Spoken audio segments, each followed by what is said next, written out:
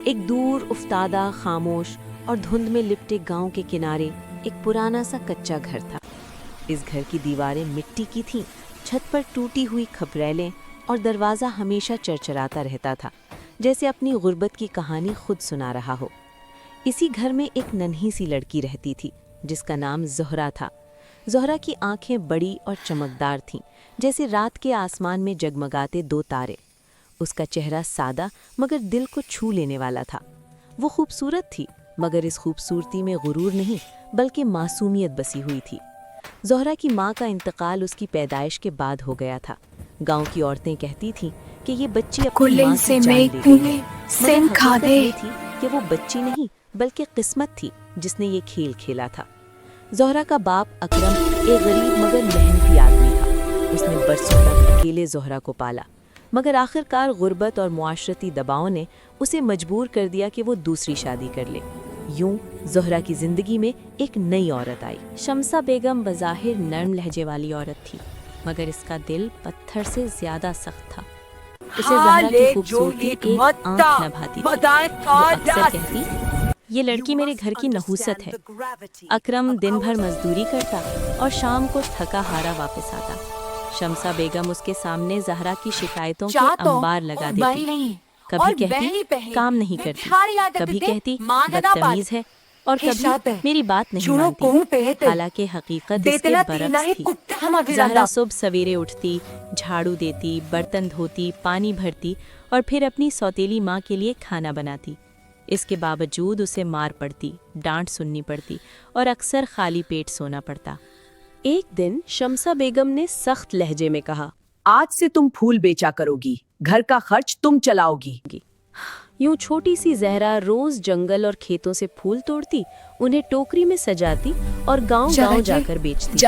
لوگ اسے پھولوں والی لڑکی کہنے لگے۔ ایک دن جب زہرا گہرے جنگل میں پھول چن رہی تھی، اچانک اس نے جھاڑیوں میں سرسراہٹ سنی۔ اس کا دل زور زور سے دھڑکنے لگا۔ اچانک اس کے سامنے ایک بڑا سیاہ سانپ نمودار ہوا۔ اس کی آنکھیں عجیب سی چمک رکھتی تھیں، جیسے وہ عام سانپ نہ ہو۔ زہرا خوف سے کانپنے لگی، مگر بھاگی نہیں۔ سانپ نے نہ ڈسا نہ پھنکارا، وہ بس زہرا کو دیکھتا رہا۔ پھر حیرت انگیز طور پر وہ سانپ زمین پر لیٹ گیا، جیسے اس سے مدد مانگ رہا ہو۔ زہرا نے دیکھا کہ اس کی دم ایک کانٹے میں پھنسی ہوئی تھی۔ اپنے خوف پر قابو پا کر زہرا نے آہستہ آہستہ کانٹا نکالا۔ سانپ نے سر جھکا دیا، یہ شکر گزاری تھی۔ اس دن کے بعد وہ سانپ روز زہرا کے آس پاس نظر آنے لگا۔ وہ اس کی حفاظت کرتا، جنگلی جانوروں کو قریب نہ آنے دیتا۔ زہرا نہیں جانتی تھی کہ یہ سانپ دراصل ایک راز تھا، ایک ایسا راز جو اسے غربت سے اٹھا کر شہزادی بنانے والا تھا۔ زہرا کی زندگی جیسے پہلے ہی دکھوں سے بھری ہوئی تھی، مگر تقدیر نے ابھی اپنے سارے رنگ نہیں دکھائے تھے۔ اکرم جو دن رات مزدوری کر کے اپنی بیٹی کے لیے 2 وقت کی روٹی کا بندوبست کرتا تھا، ایک دن شدید بیمار پڑ گیا۔ سردی کی ایک طویل رات تھی، بارش مسلسل ہو رہی تھی اور گھر کی چھت سے پانی ٹپک رہا تھا۔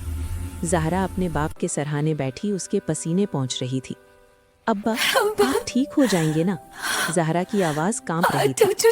اکرم نے کمزور سی مسکراہٹ کے ساتھ کہا، میری بچی، اللہ بڑا ہے، ہمت رکھنا۔ مگر صبح ہونے سے پہلے ہی اکرم کی سانسیں تھم گئیں۔ زہرا کی دنیا اجڑ چکی تھی۔ وہ لاش سے لپٹ کر رو رہی تھی، مگر شمسہ بیگم کے چہرے پر نہ آنسو تھے نہ افسوس۔ چند دن بعد جب رسمیں ختم ہو گئیں، شمسہ بیگم نے زہرا کو سخت نظروں سے دیکھا اور کہا، اب اس گھر میں تیرے لیے کوئی جگہ نہیں۔ امی، میں کام کر لوں گی، پھول بیچوں گی، بس مجھے یہاں رہنے دے۔ میری شکل نہ دیکھ، تو منحوس ہے۔ اسی رات شمسہ بیگم نے زہرا کو ایک پرانی چادر دی اور دروازہ بند کر دیا۔ بارش ہو رہی تھی، اندھیرا تھا اور زہرا ننگے پاؤں سڑک پر کھڑی تھی۔ اس کے پاس نہ کھانا تھا نہ ٹھکانا۔ وہ چلتی گئی، آخرکار جنگل کے کنارے آ بیٹھی، وہی جنگل جہاں وہ کبھی پھول چنا کرتی تھی۔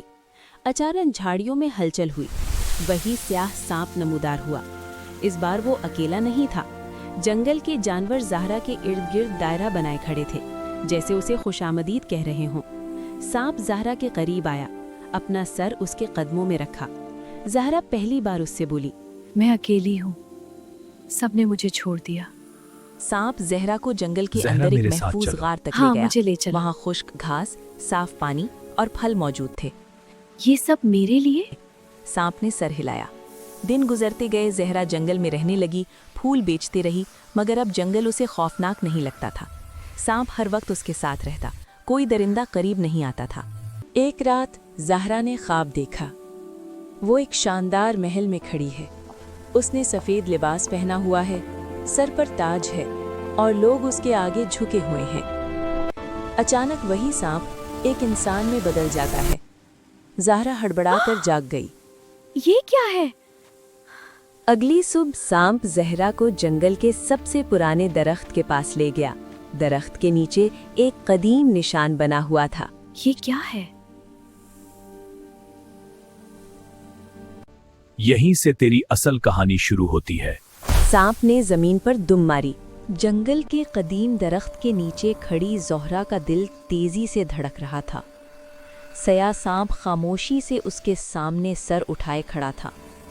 अचानक फजा बदलने लगी, हवा तेज हुई, दरख्तों के पत्ते सरसराने लगे और जमीन पर सुनहरी रोशनी फैल गई। सांप के जिस्म से नूर निकलने लगा और लम्हों में वो एक खूबसूरत नौजवान शहजादे में बदल गया। ज़हरा खौफ और हैरत के आलम में पीछे हट गई। डरो मत ज़हरा, मैं तुम्हारा मुहाफिज हूँ और इस सल्तनत का शहजादा हूँ। शहजादे ने बताया, बरसों पहले मुझे एक जालिम जादू के जरिए सांप बना दिया गया था। शर्त यह थी कि जब तक कोई खालिस दिल इंसान बगैर लालच के मेरी मदद न करे, मैं आजाद नहीं हो सकता। ज़हरा की आंखों से आंसू बहने लगे। और वो इंसान मैं थी? तुमने खौफ के बावजूद मेरी मदद की, मुझे कभी नुकसान नहीं पहुंचाया और जंगल में भी तुम्हारा दिल पाक रहा। फिर शहजादे ने वो राज बताया जिसने ज़हरा की दुनिया हिला दी। ज़हरा, तुम कोई आम लड़की नहीं हो, तुम उसी सल्तनत के बादशाह की गुमशुदा बेटी हो। सालों क्या? पहले महल की एक साजिश के तहत ज़हरा को कत्ल करने का हुक्म दिया गया था, मगर एक वफादार दाई ने उसे जंगल के करीब छोड़ दिया था। वही दाई बाद में अकरम के गांव पहुंची और उसे ज़हरा सौंप गई। अकरम ने अपनी जान से बढ़कर उसकी परवरिश की। शहजादा ज़हरा को महल ले गया। जब वो शाही दरबार में दाखिल हुई तो बुजुर्ग वजीर ने उसे देखते ही कहा, ये तो बिल्कुल हमारी मरहूम मलका जैसी है। दाइश की मोहर और पुराने राज सब ने साबित कर दिया कि ज़हरा ही असल शहजादी है। बादशाह ने कांपते हाथों से ज़हरा को गले लगा लिया। मेरी बेटी, मैंने तुम्हें ढूंढ में पूरी जिंदगी गुजार दी। इधर शम्सा बेगम को महल में बुलाया गया। उसके जुल्म, मारपीट और घर से निकालने की सारी कहानी सबके सामने आ तुमने गई। एक शहजादी पर जुल्म किया है, मगर ज़हरा के दिल में बदला नहीं। मैं इसे सजा नहीं, सबक देना चाहती हूँ।